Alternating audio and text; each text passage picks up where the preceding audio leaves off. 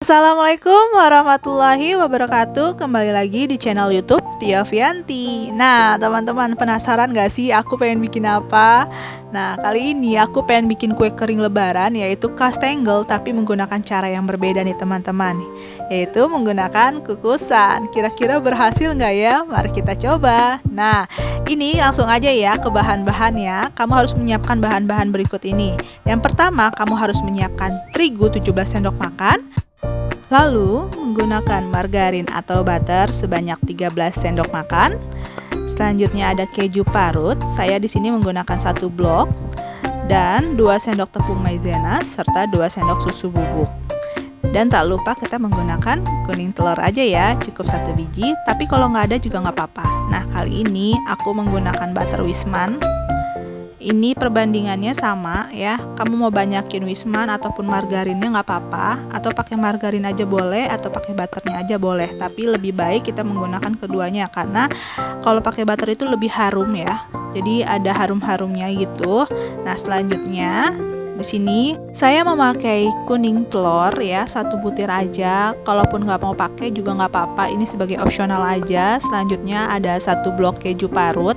Ini saya pakai setengahnya aja ya, jadi setengahnya itu saya jadikan adonan, setengah lagi saya jadikan sebagai toppingnya di atasnya supaya lebih cantik ya. Tapi kalaupun mau full keju nggak apa-apa, karena aku berpikir sudah pakai butter, jadi nggak perlu kejunya terlalu banyak ya. Karena memang aku nggak begitu suka deh kalau terlalu banyak keju, takutnya belenek ya. Nah, teman-teman, di sini aku pakai keju cheddar ya. Kalaupun memang pengen pakai yang lebih bagus lagi, kalian pakai keju parmesan. Jadi pas dipanggang itu di mulut ada rasa krenyes-krenyesnya gitu.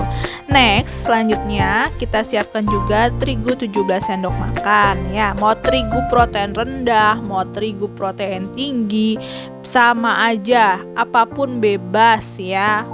Terus selanjutnya di sini saya juga pakai tepung maizena 2 sendok makan ya. Cukup 2 sendok makan, nggak boleh lebih. Maizena di sini berfungsi supaya kue kita itu lebih crunchy teman-teman. Jadi pas kita makan itu ada dapat garingnya, terus dia lumer gitu di dalam mulut. Kenapa sih bisa lumer? Nah, ini dia salah satunya, yaitu 2 sendok makan susu bubuk. Ini yang bikin lumer di dalam mulut. Dia bikin teksturnya tuh lebih lembut ya, dan gak berantakan gitu, jadi lebih harum juga dan terasa juga antara keju dan susunya itu, apalagi ditambah dengan butter teman-teman. Nah, gampang kan teman-teman? Kamu bisa saja nih coba dimanapun dan kapanpun, bisa screenshot ya. Nah, selanjutnya kita coba. Yuk, masukkan terlebih dahulu margarinnya dan butternya ya. Tak perlu pakai mixer, tapi kalau pakai mixer juga bisa ya.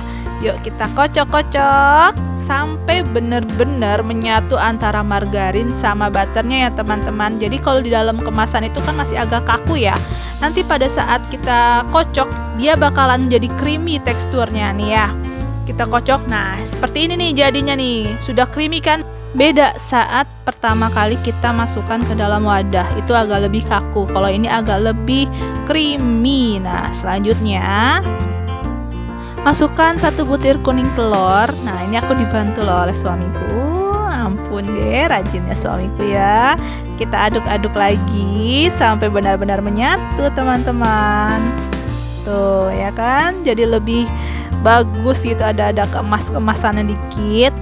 Nah, setelah itu kita masukkan nih bahan-bahan keringnya. Keju saya pakai setengahnya ya, karena memang setengahnya itu mau aku pakai sebagai penghias. Kita aduk sampai benar-benar menyatu ya antara bahan-bahan yang tadi sama kejunya. Kita aduk. Nah, ini kalau sudah diaduk, sudah menyatukan. Nah, selanjutnya kita masukkan bahan-bahan keringnya, yaitu yang pertama kita masukkan 2 sendok makan susu bubuk.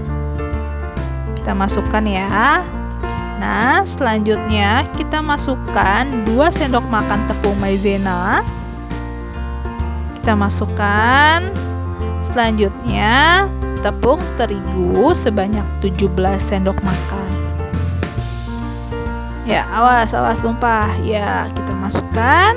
Ya, habis itu kita aduk lagi teman-teman. Aduk. Tada! Nah, ini selesai diaduk ya. Jadinya kayak gumpalan-gumpalan gitu. Tapi tenang aja, ini tuh memang tekstur kastengelnya tuh yang khas seperti ini, yang bagus ya. Jadi supaya nanti pas kita oven dia nge-pure gitu di dalamnya. Nah, karena masih dalam bentuk gumpalan seperti ini, jadi kita satukan ya menggunakan tangan yang sudah bersih. Di sini aku sudah cuci tangan, jadi kita remes-remes sampai adonannya itu menyatu dan mudah dibentuk. Nah, kalau sudah mudah dibentuk, bentuknya seperti ini, teman-teman. Kalau udah kayak begini, berarti sudah siap untuk dicetak ya, teman-teman. Nah, selanjutnya kita ke tahap berikutnya, yaitu terakhir kita cetak. Nah, kalau kamu memang punya cetakannya, nggak apa-apa sih pakai cetakan. Tapi kalau di sini aku tidak menggunakan cetakan ya, karena edisi praktis, edisi mudah gitu ya. Jadi saya nggak pakai cetakan, saya hanya mengandalkan pisau. Nah, untuk meratakan adonannya, jadi kita ratakan terlebih dahulu menggunakan rolling pin. Tapi kalau nggak punya rolling pin lagi, kamu pakai botol bekas, marjan ke atau apa, bebas ya. Kamu ratain gitu, yang penting bisa rata. Nah, setelah kayak gitu, baru kita potong-potong sesuai dengan khas bentuk dari kastengel itu, yaitu panjang. Nah, setelah kita cetak, setelah kita potong-potong, atasnya kita kasih kuning telur.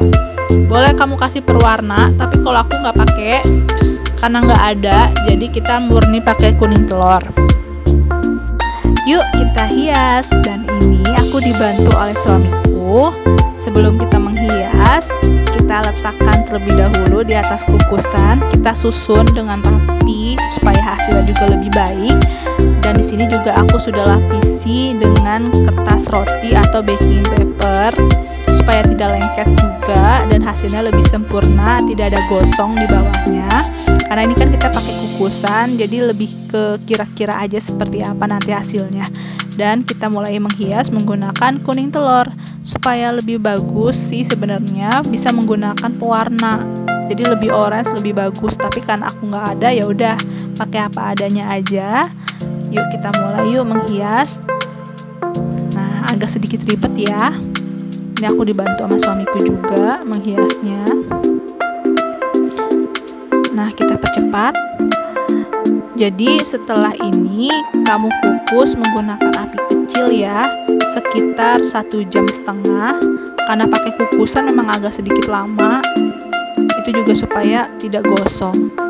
Nah, tada! Dan ini adalah hasilnya. Hasilnya bagus teman-teman. Matengnya itu rata seperti di oven ya, dan tidak gosong sama sekali. Memang sih waktunya membutuhkan 1,5 jam untuk mendapatkan hasil yang lebih bagus, tapi nggak masalah. Jadi buat kamu yang nggak punya oven bisa menggunakan kukusan ya. Nah, ternyata berhasil ya kita memanggang menggunakan kukusan tanpa oven. Silahkan teman-teman coba di rumah.